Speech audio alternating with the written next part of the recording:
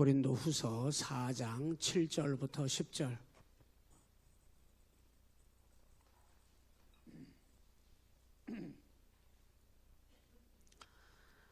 신약 고린도후서 4장입니다. 7절부터 10절입니다. 찾으신 줄 믿고 같이 합독합니다. 우리가 이 보배를 질그릇에 가졌으니 이는 심히 큰 능력은 하나님께 있고 우리에게 있지 아니함을 알게 하려 함이라. 우리가 사방으로 우겨쌈을 당하여도 쌓이지 아니하며 답답한 일을 당하여도 낙심하지 아니하며 박해를 받아도 버림받지 아니하며 거꾸로 뜨림을 당하여도 망하지 아니하고 우리가 항상 예수의 죽음을 몸에 짊어짐은 예수의 생명이 또한 우리 몸에 나타나게 하려 함이라. 아멘. 할렐루야. 따라서 하십니다. 주보 안 갖고 왔나? 예, 따라서 합니다. 질그릇에 담긴 보배. 오늘 고린도 후서는 고린도 교회가 새로워지고 또 바울 사도가 고린도 교회 때문에 많이 낙심하고 절망했던 상황이 이제 많이 변화가 오면서 문제는 해결이 되고 교회는 조금씩 교회다워지는 그런 일들이 이 고린도 교회에 일어나고 있기 때문에 고린도 후서를 통하여 이 고린도 교회 성도들을 잘 위로해 주고 있습니다. 바울 사도에게 염려가 있다면 교회가 와르르 무너지는 것이었을 것입니다. 왜냐하면 그것을 경험했기 때문에. 그런데 목회를 해보니까 오늘 이 시대도 동일한 것 같아요. 성도들이 어떻게 해서 얻게 된 믿음인데 그 믿음이 무너져 버리는 것을 볼 때 참 안타깝습니다. 그 본인들도 그것을 내가 하나님의 자녀로 믿음으로 살게 되었는데 여러 가지 이유 때문에 하나님을 떠나는 일이 생긴다든지 또는 믿음을 잃어버리게 된다든지 그런 일들을 당하게 될 때 무엇인가 충격이라든지 어떤 문제라든지 심지어는 불어닥친 환난들 때문에 아마 그런 일들이 일어나지 않겠습니까? 고통의 시간일 겁니다. 여러분에게 만일 여러분은 지금 모르겠습니다. 평안하시기를 축복합니다. 그러나 평안치 못한 분들도 계실 수도 있어요. 그럼에도 불구하고 믿음을 빼앗기지 말아야 합니다. 우리는 가끔 가다가 연약하고 매일매일 우리는 어떤 일을 당해도 꿈쩍 안 하는 강한 사람들이 아닙니다. 우리는 날마다 약한 사람들이에요. 여러분 그 사실을 인정할 수 있겠습니까? 살아보니까 그래요. 작은 일만 찾아와도 이 마음속에 그냥 좌절이 오고 그리고 그냥 마음이 무너지고 흔들리는 것을 경험하거든요.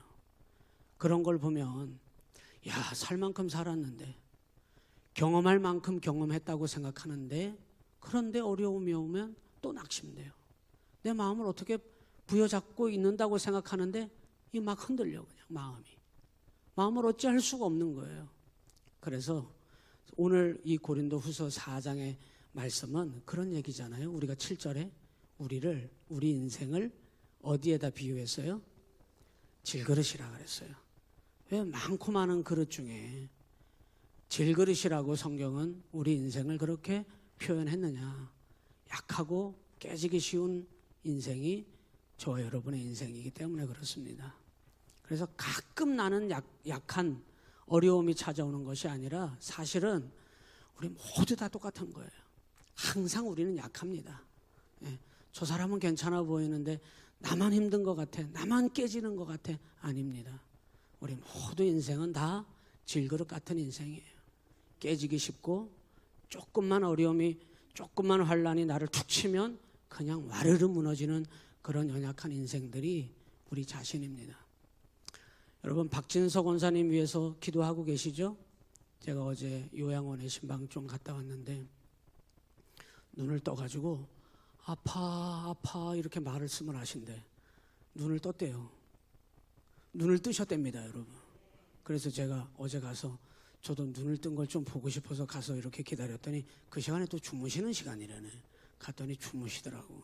그래서 깬 거는 못 봤는데 우리 신영숙 집사님하고 박찬도 집사님이 그러더라고요. 지난 주일날 예배 마치고 오후에 갔는데 눈을 뜨셨더래요. 그리고는 아프다 그러시더래요. 아프다고. 그래서 여러분 그 박진석 원사님을 여러분 기억하시겠습니다마는 제가 깜짝 놀랐어요.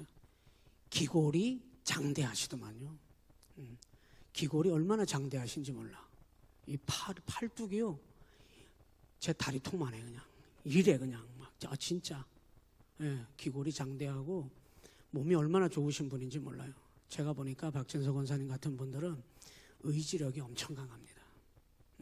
반드시 벌떡 일어나 앉을 것입니다.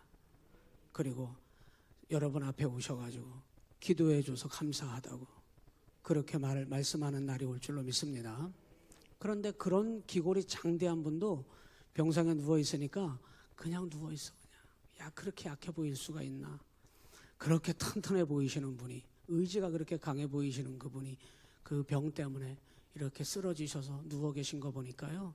여러분, 인간은 어쩔 수가 없어요. 다 질그릇같이 연약한 존재입니다. 그런데 놀라운 것은 우리가 흔들리지 않는 이유는 오늘 이 고린도 교회를 향해서 바울 사도가 참 하나님 은혜다. 하나님께서 이제 다시는 고린도 교회가 당했던 어려움과 문제 때문에 교회가 깨지는 일은 없어야지. 다시는 교회가 와르르 무너지는 일은 없어야지. 가슴을 쓸어내렸을 것입니다. 그러면서 이 바울 사도가 오늘 4장에서 이제 흔들리지 말라는 거예요. 옆 사람과 인사해 볼까요? 어떤 일이 있어도 흔들리지 맙시다. 여러분 흔들리지 마십시오. 여러분 반드시 신앙은 예수님께서 우리에게 가져다 주셨어. 뭘 가져다 주셨느냐? 승리를 가져다 주셨어요. 그래서 이미 승리했고 그리고 앞으로도 승리하셔야 해요. 그래서 이 고린도 교회가 다시는 넘어지지 않고 반드시 끝까지 승리하는 교회가 되도록 오늘 4장은 그 얘기를 하고 있어요. 우리는 다 질그릇 같아서 조금만 어려움이 와도 깨지고 부서질 수 있지만 오늘 7절에 아주 중요한 말씀. 이 보배를 어디에다가 담아주셨다고요? 질그릇에다가 담아주셨다는 거예요. 오늘 질그릇은 우리고 보배는 예수님이십니다. 예수님을 바울 사도는 이 고린도 교회 성도들에게 뭐라고 이 표현했냐면 보배이신 예수님, 보물이신 예수님. 여러분 우리는 질그릇은 변함이 없어요. 언제나 여러분 우리 인생은 이 땅에서 사시다가 하나님께서 우리 육신을 산산조각 내셔서 흙으로 돌려보내요. 그리고 우리는 하나님께로 돌아가야 합니다. 질그릇 같은 내 인생은 변함없어요. 바뀌지 않아요. 그런데 우리가 반드시 승리할 수 있는 비결이 뭐냐? 승리의 비결. 그 승리의 비결은 내 안에 보배를 담아주셨다는 거예요.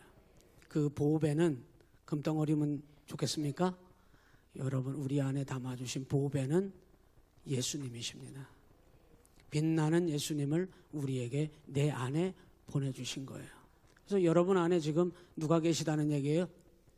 보배이신 예수님이 우리 안에 계시다는 뜻이죠. 그래서 우리는 뭐 할 수 있어요? 승리할 수 있습니다. 이길 수 있습니다. 어려움이 와도 그 어려움이 나를 집어삼키지 못합니다. 반드시 승리할 것입니다. 우리 함께 이렇게 고백해 볼까요? 승리합시다. 여러분 반드시 승리하시기를 바랍니다. 승리하기 위해서 어떻게 해야 될까요? 오늘 4장 1절부터 그리고 오늘 끝까지 다 볼 텐데 16절까지 가서 보면은 반복되는 핵심 구절들이 있는데 1절에 보면 이렇게 나와요. 그러므로 우리가 이 직분을 받아 긍휼하심을 입은 대로 뭐하지 아니하노니? 낙심하지 아니하면 된다는 거예요. 여러분 승리의 비결은 오늘 바울 사도는 이렇게 얘기했어요. 절대 낙심하지 아니해야 된다는 거예요. 낙심하지 말라는 겁니다. 또 뭐라고 이야기했냐면 오늘 반복적으로 바울 사도는 우리에게 8절에서 이렇게 얘기해요. 같이 읽습니다. 8절.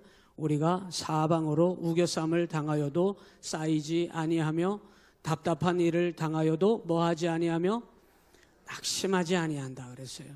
그러면 승리하는 겁니다, 여러분. 낙심하지 않으시면 돼요. 또 오늘 16절에 가서 보니까 16절 찾으셨어요? 시작. 그러므로 우리가 낙심하지 아니하노니 우리의 겉사람은 낡아지나 우리의 속사람은 날로 새로워지도다. 할렐루야. 옆 사람과 한 번 더 격려해 주세요. 낙심하지 맙시다. 혹 이 자리에 낙심하는 마음으로 오신 분이 계시면 우리 주님 바라보시기를 바랍니다. 그리고 다시 털어내고 이겨내시기를 바랍니다. 그리고 승리하셔야 해요. 왜? 질그릇 같은 내 안에 보배로우신 예수님이 나와 함께 하시기 때문임을 우리는 믿기 때문입니다. 그러면 낙심하지 않을 수 있어요. 낙심하지 않기 위해서 오늘 바울 사도는 이 고린도 성도들에게 몇 가지 당부를 하고 있는데 오늘 저와 여러분에게 주시는 말씀으로 여러분 받으시기를 바랍니다. 여기 7절에 이 보배를 질그릇에 가졌다. 질그릇은 저와 여러분의 인생이라 그랬고 이건 피할 수 없습니다. 이 땅에 사람으로 살아가는 모든 사람들이라면 다 질그릇인 거예요. 안 깨지는 사람 없어요. 눈물 안 흘리는 사람 없습니다. 너무 슬프고 고통스럽고 괴로운 일이 왔는데 여러분 그것을 아무렇지 않게 넘어갈 수 있는 사람은 아무도 없어요. 정말 모든 사람들이 다 죽을 만큼 힘들 때는 죽고 싶은 마음이 막 찾아오는 겁니다. 다 질그릇이에요. 여러분의 삶에 문제 없는 사람 없다는 겁니다. 고난이 없을 수 없습니다. 내가 살아가는 내 삶 속에 수많은 어려움과 환난과 문제들은 끊임없이 일어나는 질그릇 같은 인생임을 여러분 그건 받아들이셔야 합니다. 그런데 하나님을 믿어도 어떤 사람은 낙심하지 않는 믿음으로 승리하는 사람이 있는 반면에 어떤 사람은 똑같은 하나님을 믿어도 낙심하여서 여러분 승리하지 못하는 사람도 있습니다. 왜 그럴까요? 이 7절의 전제 조건이 이루어져야 되는데 우리는 다 질그릇 같은 인생은 다 동일합니다. 그거 다 인정해야 해요. 인정하지 못하는 사람은 밤잠을 못 자는 거예요. 내가 그런 일을 당해야 된다고? 당할 수 있어요. 내가 이렇게 힘든 일을 당해야 된다고? 하나님 뭐 하시지? 하나님은 침묵하고 계신가? 하나님 안 계신가? 여러분, 하나님 안 계시지 않아요. 누구든지 어려움이 오고 누구든지 여러분 낙심할 만한 일들이 우리 가운데 오는 질그릇 같은 인생이 저와 여러분들이에요. 그건 우리 다 인정하셔야 하고 두 번째는 그렇다면 뭐냐? 승리하는 믿음을 갖기 위해서는 반드시 보배를 담아야 합니다. 반드시 보배가 내 안에 계셔야 해요. 교회를 다녀도 어떤 사람은 차이가 있어요. 보배이신 예수님을 이 안에 담지 않은 사람도 많습니다. 저는 이 시간 여러분께 권면드립니다. 여러분의 마음 가운데 여러분이 정말 보물이라고 생각하는 거 그거 다른 거 여기다가 갖다가 채워놓지 말고 반드시 질그릇 같은 인생이 흔들리지 않고 정말 끝까지 승리하는 그 비결이 있는데 승리하기 위해서는 여러분 이 질그릇 같은 내 인생 속에 보배를 담아야 해요. 보배는 예수님이신데 예수님이 여러분 안에 담아져야 합니다. 오늘 이 시간 예배를 드리면서 결단할 것이 있다면 주님 허목사의 인생 가운데 찾아오시옵소서. 허목사의 인생의 중심에 주님께서 계시옵소서. 주님을 멀리 물리치고도 주님과 함께하지 못하고도 아무렇지 않게 여러분이 다른 거 반짝반짝 빛나는 세상적인 거 보물 찾았다고 세상적인 거 여러분이 가졌다고 착각하고 그것으로 만족하고 그러면 여러분 질그릇 같은 내 인생에 담아야 할 보배이신 예수님이 내 안에 안 계신 겁니다. 그러면 여러분 보배가 여러분 가운데 보배여야 하죠. 예수님이 여러분에게 보배가 되어야 하죠. 여러분 예수님이 여러분의 보배가 되는 사람만이 그 보배가 정말 귀한 것임을 알고 내 속에 담기 위해서 온 힘을 다할 것입니다. 다이아몬드 하나 있다고 생각해 봐요. 그 다이아몬드 여러분 하나 있는 거 여러분 그거 잃어버리지 않으려고 얼마나 애를 씁니까? 제가 해외 나가 보니까 여기 어깨에 가방 쬐끄만 거 하나 맸는데 거기다 달러 바꿔가지고 집어넣은 거 두툼하게 그건 또 그냥 무슨 요즘은 시대가 좋아져가지고 해외여행 나가면은 그 트래블 카드라고 여러분 아시죠? 그런 거 있어요 그냥. 현금 없어도 거기에 달러하고 다 집어넣고서 가지고 다니면서 해외에서 그 트래블 카드 만들고 띡띡띡띡 하면 결제 그냥 다 돼요. 누가 요즘 현금 갖고 다녀요? 그런데 어떤 나라는 가니까 조금 후진국일수록 트래블 카드가 안 되는 곳이 있어. 통용이 안 되는 곳이. 그럼 현금 써야 돼. 달러만 여기 두툼하게 몇 달러 여기 가방에다 넣고 이렇게 여기다 차가지고 뒤에다 차지 말라. 내가 깜빡하고 엉덩이 뒤에다가 딱 그러니까 집사람이 탁 오더니 앞으로 확 돌리더라고. 이 앞에다 놓으라는 거예요. 사람들이 뒤에서 가져간다고. 그 여러분 그것만 있어도 이 달러 잃어버릴까봐 그냥 그거 막 전전긍긍하면서 그거 가방 지키느라고 막 제대로 즐기지도 못하고 그냥 그거 어디로 사라졌나. 제가 화장실 간다고 잠깐 놓고 갔잖아요. 깜짝 놀랐잖아요. 화장실 갔다 놀래가지고 오줌 넣는 동안 가방이 없어진 거야. 식당에다 놓고 왔는데 세상에 얼마나 놀랬겠어요. 달러만 여러분 거기든 여권하고 달러만 가방 그거 하나만 잃어버려도 어디 잠깐 안 보여도 깜짝 놀라는데 여러분 우리 가운데 진짜 보배가 뭐냐 하는 거예요. 여러분 가운데 진짜 여러분이 정말 여러분에게 가장 빛나는 보물이 뭐냐 하는 거예요. 예수님이 보배여야 보배를 여러분 잃어버리지 않기 위해서 그냥 그거에 그냥 이거 잃어버리면 큰일 날까봐 전전긍긍하면서 보배이신 그거 여기 담으려고 그냥 온 힘을 다하지. 예수님이 보배가 안 되니 예수님이 보물이 아니니 여러분 주님이 내 안에 계시든 안 계시든 그게 보배든 아니든 상관도 안 하고 여러분 우리가 막 살아가는 거 아니에요? 오늘 다시는 교회가 와르르 무너지지 말아야 되고, 예? 난 이제 아멘하라고 강요 안 하기로 했어. 현찮게 하든 뭐 하든 하나님이 알아서 하시겠지. 난 선포하고 잘하게 하시는 분은 하나님이시니, 예? 그래도 현찮네. 예? 정말 여러분 주님이 우리 가운데 보배가 되어야 여러분 다시는 교회가 와르르 무너지는 일이 없지. 제가 온양시온교회 오기 전에 온양시온교회에 대해서 여러분도 저에 대해서 조사를 해봤을지 모르겠지만 저도 온양시온교회를 조사해봤다는 거 아닙니까? 이 교회는 어떤 교회인가? 우리 교회는 참 어려움이 없던 교회도만 그래도 편안한 교회도만 그 좋은 거예요. 편안한 교회. 목사님 조사를 잘못하셨나 본데 어려움이 많았던 교회 어려움이 많았어도 아멘 하시면 앞으로 편안한 교회 계속 될 줄로 믿습니다. 아니 다른 분들이 그러더라고. 우리 온양 시온교회는 편안한 교회라고. 복입니다. 복. 풍파 없는 것도 복이에요. 앞으로도 평안할 줄로 믿습니다. 여러분 그런데 교회가 와르르 무너지는 거 한순간이에요. 정말요. 가정이 와르르 무너지는 거 한순간이에요. 자식도 내 품 안의 자식이지. 내 품 안에 있을 때나 쭈쭈쭈쭈 하면서 빨아주고 이뻐해줬는데 어느 순간 얘가 대화를 안 해. 내 앞에 오질 않아. 말이 안 통해. 문을 확 걸어 잠가. 이 내 자식인데 왜 저렇지? 내 마음대로 안 돼. 그런 일들 일어날 것 같아요? 안 일어날 것 같아요? 일어나요. 어떻게 하실래요? 가정이 쑥대밭되는 거 한순간에 쑥대밭됩니다. 우리 인생 확 무너지는 거 한순간에 무너질 수 있어요. 고린도 교회가 여러분 어떤 교회인지 알아요? 바울이 세우는 교회예요. 그런데 그런 일이 딱 일어나니까 이 바울 사도의 마음속에 다시는 교회가 와르르 무너지면 안 되지. 무너지는 일이 없어야지. 그래서 첫 번째 예수님이 보배냐고 묻는 거예요. 여러분의 믿음 어제보다 오늘 더 견고해지시기를 바랍니다. 저는 그리 될 줄로 믿습니다. 여러분 겉사람은 날마다 낡아요. 오늘도 바울 사도는 그 얘기합니다.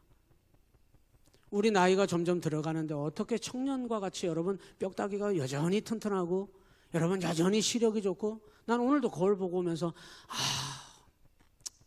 주름이 또 늘었네.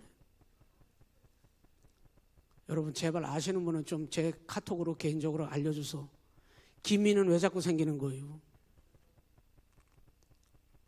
나이가 들면 어쩔 수가 없어요. 피부는 노화되는 겁니다.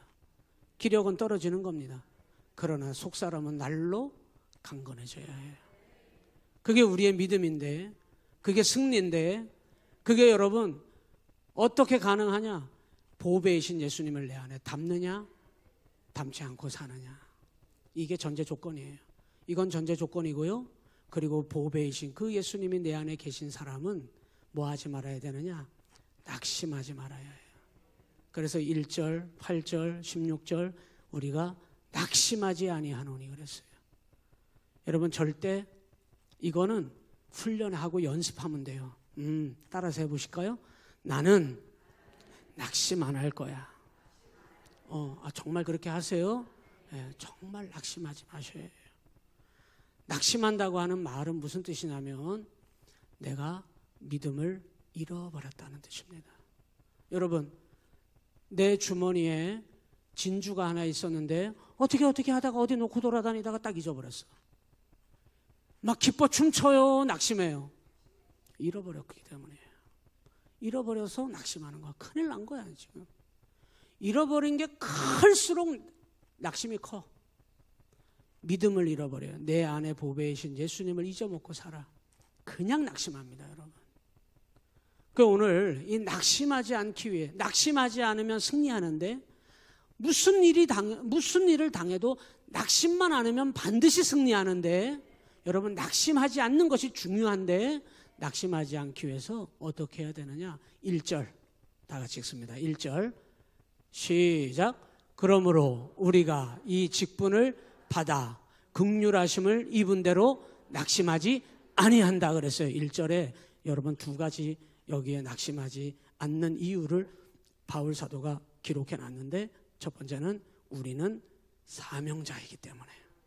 이것만 생각하면 사명자는 사명으로 사는 겁니다. 여러분에게 묻습니다. 여러분은 사명자가 맞습니까? 목사님, 저는 사명을 받은 적이 없는데요. 사명을 받은 적이 없다면 여러분은 하나님 앞에 와서 앉아 있을 이유가 없는 겁니다. 여기 앉아 계시다는 이유는 여러분이 사명을 알기 때문에 나와 앉아 있는 거예요. 사명은 저마다 분량이 다르고 크기가 다르고 깊이가 다르고 그릇이 다를지라도 여러분 모든 사람이 그걸 깨닫는 순간 사명자가 되는 거예요. 우리 가정은 죽어도 내가 기도하면서 우리 가정을 지키리라. 그럼 그 기도가 사명인 거죠. 그래서 오늘 금요 기도회 이 자리에, 기도하는 자리에 나오신 것이 여러분이 사명임을 알기 때문에 여기 나오신 거예요. 나는 무슨 일이 있어도 예배의 자리를 지킨다. 그 예배를 지킨다고 하는 사명을 알기 때문에 이 자리에 나오셨다면 여러분은 사명자인 거죠.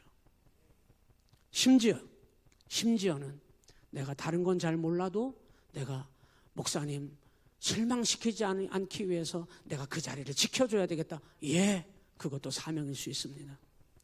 성도들의 아멘을 통해서 목회자가 힘을 얻습니다. 내가 은혜가 안 돼도 아멘은 크게 하리라. 예, 그것도 사명이 될 수 있습니다. 무엇이든지 여러분이 깨달을 수만 있다면 우리가 하나님 앞에 사명자임을 깨달아야 합니다. 이 직분을 받았다는 말은 이 바울 사도는 낙심하지 않는데 사명을 알기 때문에 낙심하지 않는 거예요. 할 일이 없어요. 내가 일이 없어요. 내가 밥맛도 없어요. 아이고, 내가 살아서 뭐 하나. 의미를 잃어버린 거예요. 내가 뭘 해야 되는지를 잃어버린 거예요. 상실한 거예요. 상실감이 얼마나 큰지. 아침에 오는 게 싫어. 눈 뜨는 게 싫어. 밥 먹으라는 게 싫어. 밥 해먹는 것도 귀찮아. 나중에는요, 씻는 것도 싫어. 씻을 필요가 뭐가 있어? 냄새 나면 어때? 머리가 떡이졌어. 괜찮아. 누가 봐? 떡이 되든 뭐가 되든 아무 상관없어. 의미를 다 잃어버린 거예요. 사명이라는 건 그런 겁니다. 사명을 잃어버리게 되면 아무 의미를 못 찾는 거예요. 오늘 여러분이 하루에 눈을 뜨고 하루를 기다리고 하루의 삶을 여러분 설레는 마음으로 기다릴 수 있다면 그건 여러분 사명을 주셨기 때문입니다. 그런데 이 사명을 주셨는데 이 사명자인 것을 알기 때문에 바울 사도는 절대 낙심 안 하는 거예요. 여러분 사명자입니다. 절대 낙심하지 마십시오. 그런데 이 사명도 바울 사도는 이렇게 얘기했어요. 은혜다 이랬어요. 바울은 왜 낙심 안 하느냐? 하나님이 나를 사명자로 부른 건 뭐라고요? 은혜다 이랬어요. 그래서 긍휼하심을 입었다 이랬어요. 바울이 누군지 알아요? 바울은 지옥 보내야 돼. 바울은 하나님의 영벌을 받아야 될 사람이야. 왜요? 교회를 핍박하던 사람이야. 교인들을 잡아다가 죽이던 사람이야. 그래서 예수님이 나타나셨을 때 바울에게 네가 어찌하여 나를 핍박하느냐 그랬어요. 예수님을 대적하고 하나님을 대적하고 살아남은 사람은 많지 않아요. 그런데 주님께서는 교회를 대적하고 하나님을 대적하고 예수를 핍박하던 이 바울을 이방인을 구원하기 위한 내 사도로 택함받은 그릇이라고 주님께서 바울을 왜 주의 일꾼으로 삼아버리시네요. 예수님의 사도로 삼아주시네요. 이 바울이 예수님을 만나고 나서 생각해보니 예수님을 거역하던 사람이고 대적하던 사람이 어쩌면 주님께서는 나를 사도로 불러주셨을까. 그래서 바울 사도가 뭐라고 얘기하냐면 하나님의 은혜로다. 긍휼하심을 입었다는 거예요. 여러분, 은혜를 받지 않은 사람은 아무도 없어요. 오늘 우리 모두는 다 하나님의 은혜를 받았습니다. 이 은혜를 받은 것을 내가 알으니까 봉사하는 거 은혜예요. 주님 앞에 예배의 자리에 나올 수 있는 거 은혜예요. 여러분, 병상 가운데 누워있는 사람은 교회 나오고 싶어 죽을 것 같은데 못 나와요. 정말 병 때문에 막 걸어 나오고 싶은데 못 걷는 사람은요, 자기 발로 걸어가지고 교회 나와서 예배 드리고 싶은 게 소원이에요. 은혜라는 거네요. 은혜. 여러분, 오늘 이 바울 사도는 이렇게 얘기해요. 낙심? 모든 것이 하나님이 내게 주시는 은혜로 내가 살 수 있는 이 은혜가 얼마나 큰데 낙심 안 한다는 거예요. 오늘 1절에 이 바울 사도는 낙심하지 않고 승리할 수 있는 비결을 나 사명자고 이 사명은 하나님의 은혜라고 긍휼하심을 입은 것이라고 고백할 수 있다면 오늘 저와 여러분들도 낙심하지 않게 될 줄로 믿습니다. 2절에 가서 보니까 이에 시작 이에 숨은 부끄러움의 일을 버려버리고 속임수로 행하지 아니하며 하나님의 말씀을 혼잡하게 하지 아니하고 오직 진리를 나타내므로 하나님 앞에서 각 사람의 양심에 대하여 스스로 추천하노라. 두 번째, 낙심하지 않을 수 있는 이유는 나는 진리를 나타내는 사람이기 때문에. 여러분, 주님 앞에 알곡이냐 가라지냐 심판받을 때 주님이 그 기준은 딱 하나입니다. 진리 편에 섰느냐 비진리 편에 섰느냐. 여러분은 진리의 사람이십니까? 비진리의 사람이십니까? 우리는 진리의 사람이에요. 여러분, 그렇다면 오늘 바울 사도는 이렇게 얘기했어요. 이 진리를 나타내는 것으로 말미암아 하나님 앞에서 각 사람의 양심에 대하여 자기 스스로 자기를 뭐라고 얘기하냐면 나 진리의 사람입니다. 나 복음의 사람입니다. 나 사명자입니다. 이걸 자기 스스로 막 드러내고 싶어가지고 자기 스스로 입을 열어 자기를 추천했다 이 말이에요. 자기 스스로 입으로 담대하게 너무나 그것이 자랑스럽고 너무 감사해서 뭐가 나는 진리를 나타내는 삶을 살게 된 것을. 진리를 드러내지 않는 사람은 비진리에 살게 되는데 뭐라고 얘기하냐면 숨은 부끄러움의 일을 따라 사는 거예요. 왜 감춥니까? 왜 은밀히 하려고 그래요? 죄니까. 죄 가운데 사로잡히니까. 속임수로 행합니다. 여러분, 이때 당시에도 고린도 교회를 와르르 무너뜨렸던 건 거짓 교사들이었고 거짓 선지자들이었습니다. 이들의 특징은 진리를 말하는 것이 아니라 사람에게 듣기 좋은 말을 하는 거예요. 사람에게 듣기 좋은 말. 오늘날도 마찬가지예요. 교회가 복음을 제대로 얘기하면 성도들이 듣고 싶어 하지 않아요. 부담됩니다. 천국을 얘기하고 지옥을 얘기하고 복음은 십자가를 얘기하는 건데 그 십자가는 십자가에 나를 주님이 달려 죽으신 그 고난의 길을 나도 가라고 하는 말인데 여러분, 그 말을 좋아하는 사람이 많지 않다는 거예요.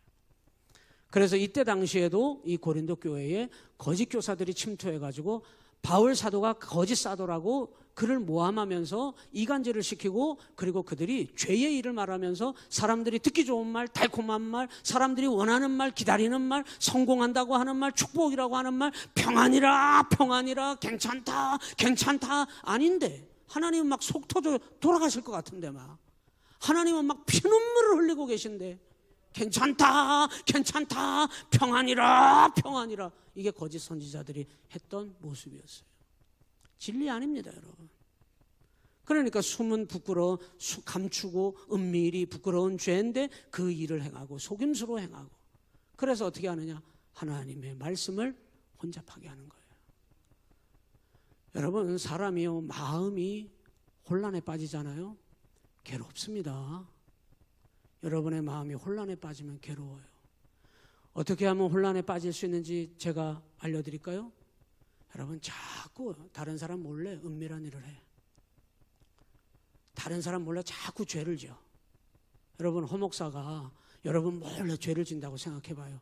저는 여기 설교 못합니다, 여러분. 우리 집사람 얼굴 못 봅니다. 죄를 얼마나 여러분 뻔뻔하면, 얼마나 여러분 뻔뻔해야 죄를 짓고 은밀히 부끄러운 일을 하고 속임수로 행하면서 하면서 선한 사람인 양, 착한 사람인 양, 죄는 하나도 모르는 사람인 양 하면서 여러분 그럴 수 있겠습니까? 웬만해서는 그렇게 못해요. 그렇게 못합니다, 여러분. 인간의 탈을 쓰고 그렇게 하기가 쉽지가 않은 거예요. 사람의 마음이요, 죄악으로 혼잡해지기 시작하면요, 그 사람 그냥 무너지는 겁니다. 여러분의 마음이 날마다 주님의 말씀과 은혜로 날마다 정갈해지시기를 바랍니다. 여러분, 진리를 나타낸다는 말은 무슨 뜻이냐? 4절로 가서 볼까요? 4절에 3절 건너뛰고요. 4절 시작. 그중에 이 세상의 신이 믿지 아니하는 자들의 마음을 혼미하게 하여 그리스도의 영광의 복음의 광채가 비치지 못하게 함이니 그리스도는 하나님의 형상이니라. 여러분, 진리라고 하는 말은 예수님께서 우리 가운데 비추어 주시는 거예요. 여러분, 진리를 외면한다는 말은 어둠 가운데 서 있다는 뜻입니다. 진리 가운데 섰다는 말은 환하게 그리스도 영광의 복음의 광채를 비추어 주시는 거예요.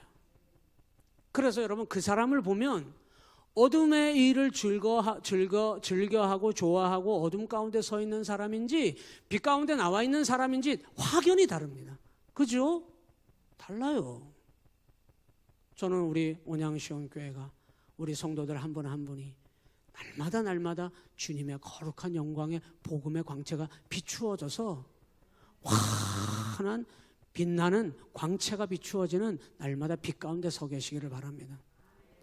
어두워 마음이 어둠 가운데 있는 자들은 그 마음이 혼미케 돼요. 혼미케 된다는 말은 어두워서 보이지 않게 됐다는 뜻이에요. 마귀가 미혹해버리니까. 그래서 진리 가운데 산다는 말은 5절에 가서 5절 6절에 이렇게 넘어가요. 5절에 시작. 우리는 우리를 전파하는 것이 아니라 오직 그리스도 예수의 주 되신 것과 또 예수를 위하여 우리가 너희의 종된 것을 전파함이라. 진리는 분명하고 쉽습니다. 아주 명쾌합니다. 예수가 구주이시다. 이게 진리예요, 여러분. 주님이 나의 주인이 되신다고 하는 이것이 복음입니다. 우리는 예수를 위하여 존재해야 하는 정체성, 주님의 종되었다는 것이 진리입니다, 여러분. 이 두 가지 말고는 없는 거예요. 헷갈려 하면 안 돼요. 헷갈릴 게 없어요. 주님이 나의 구주이신 것을 내가 믿는 것과 내가 주님을 위하여 살아야 될 종이 되었다고 하는 사실을 명쾌하게 고백해야 합니다. 여러분 자신의 속을 차리기 위해서, 허목사가 허목사의 영광을 누리기 위해서 주님을 이용한다면 여러분 그건 복음이 아니죠. 복음의 중심은 오직 그리스도가 주님 되신다는 것 외에는 다른 것이 없는 겁니다.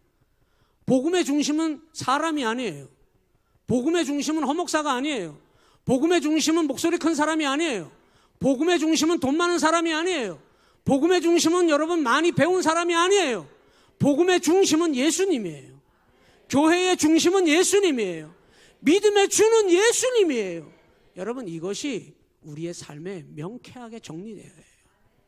헷갈리게 하고 자기가 주인인 것처럼 하고 자기가 양다리를 걸치고 그렇게 서 있으니까 헷갈리는 거지.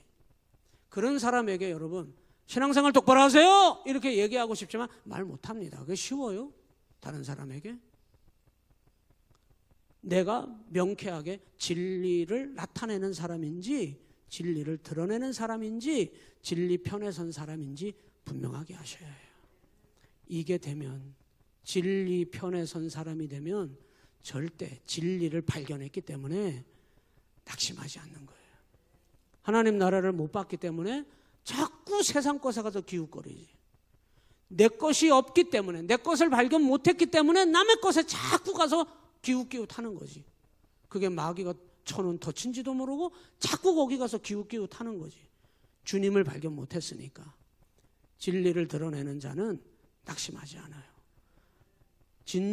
정말 여러분 이 진리를 발견한 자는 여러분 진주를 밭에서 감추인 진주를 발견한 자와 같다 그랬어요. 그거 감추어 놓고 자신의 모든 것을 팔아서라도 그걸 사버리는 거예요. 그 가치를 알기 때문에. 세 번째, 우리가 낙심하지 않는 이유는 오늘 7절에 읽은 내용입니다. 우리 같이 읽은 7절이죠. 한번 7절 보겠죠.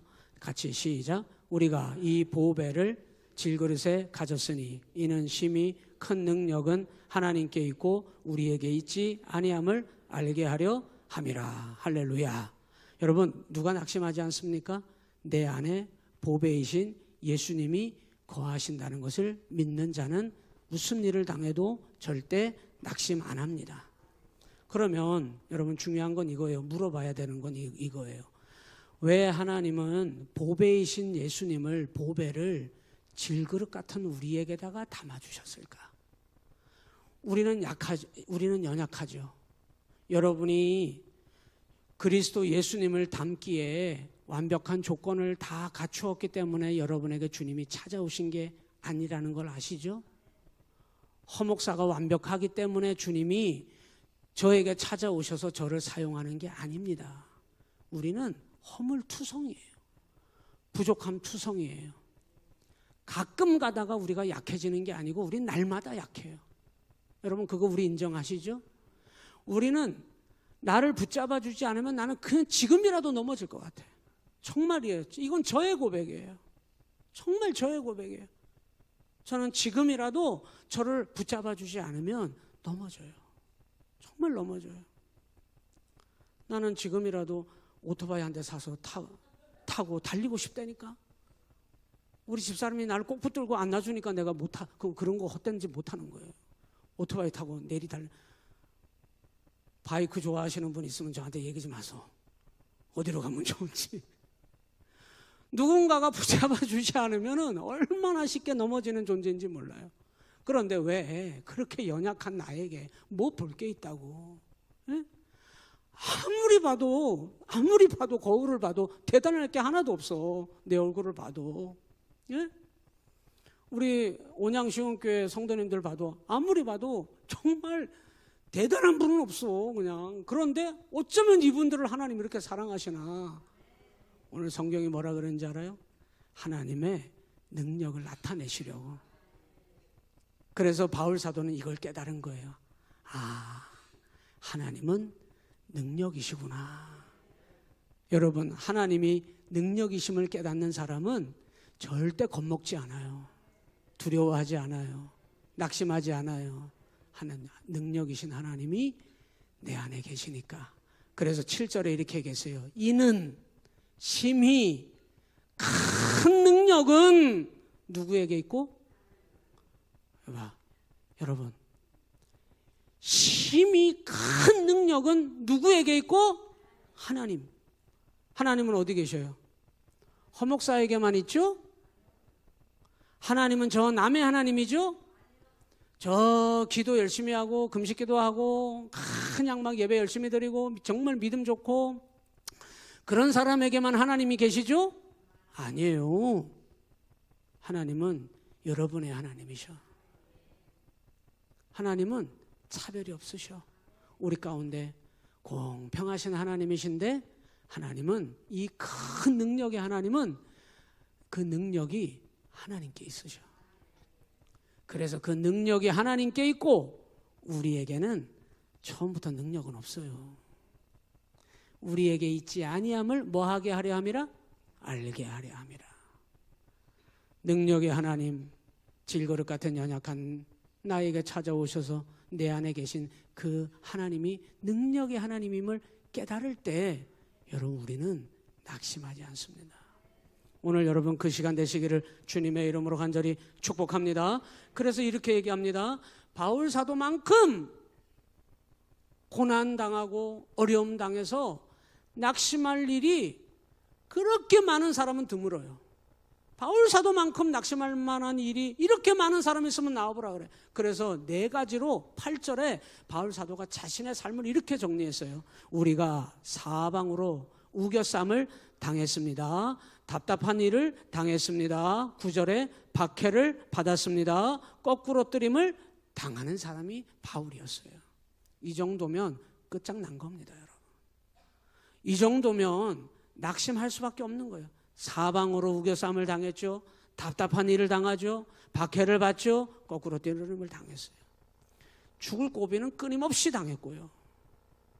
이렇게 이런 일들을 당했던 이 바울 사도만큼 여러분 낙심 안 하는 게 이상해요.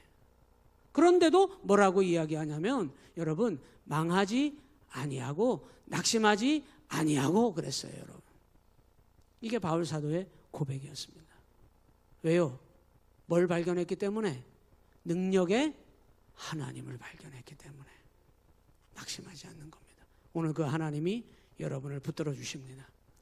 그래서 이 바울 사도가 마지막으로 뭐라고 이야기했냐면 낙심하지 않는 이유는 따라서 합니다. 하나님의 은혜는 날마다 새롭습니다.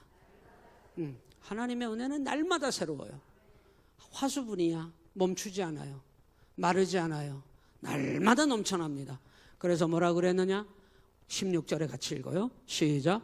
그러므로 우리가 낙심하지 아니하노니 우리의 겉사람은 낡아지나 우리의 속사람은 날로 새로워지는도다. 여러분 날로 새로워 속사람이 날로 새로워진다는 말은 하나님의 은혜는 날마다 새롭다 이런 뜻이에요.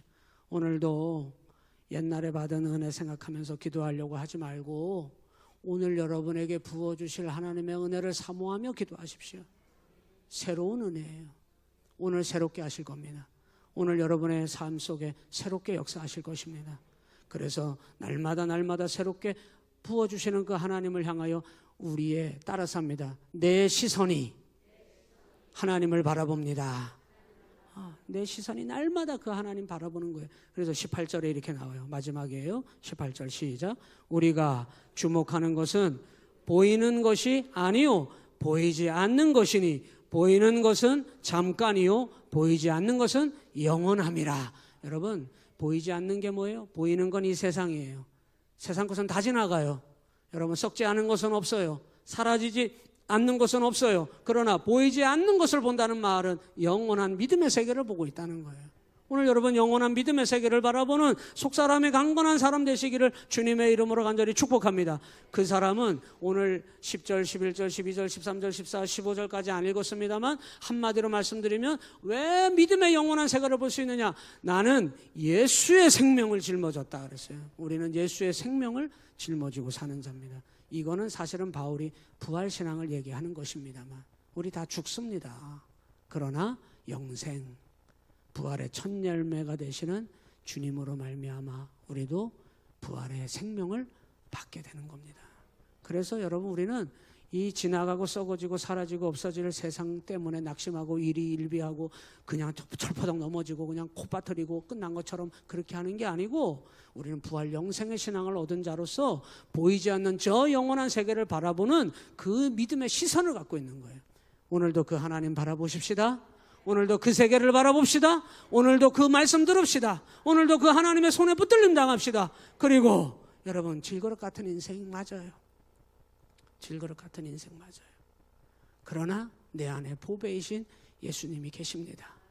그 하나님으로 인하여 혹여나 눈물 흘리고 낙심할 만한 일들 때문에 괴로워하는 분들 계시면 괜찮아요. 벌떡 일어나십시오. 그리고 그 하나님으로 인하여 여러분 승리하시기를 흔들리지 마요. 낙심하지 마세요. 승리하시기를 주님의 이름으로 간절히 축원합니다.